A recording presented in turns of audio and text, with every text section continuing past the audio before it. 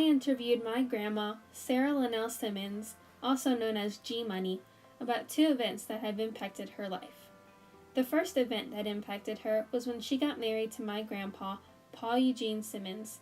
She had just finished her junior year of high school when she got married on June 12, 1960, just 4 days after her 17th birthday.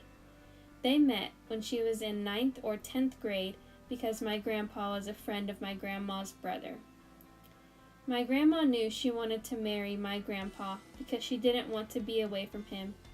She wanted to be with him all the time. And because he lived across the street, she would always watch and wait for when he would come home from work. Not creepy at all, Grandma, because if it wasn't too late, they could spend some time together. Getting married changed my grandma's life because she went from being a silly little high school girl to a wife while still being in high school. This also impacted her life because as soon as they got married, she started having kids almost every 2 years.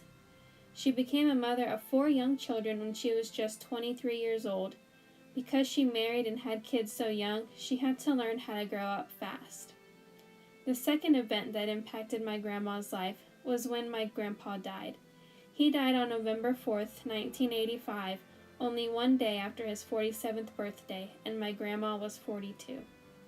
This changed my grandma's life because she had depended on him for everything, so she had to learn how to take charge and make a living by working at the post office.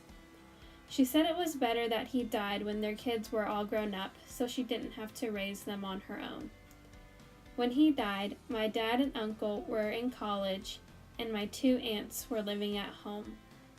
When it first happened, it was hard for my grandma to keep everything going on her own.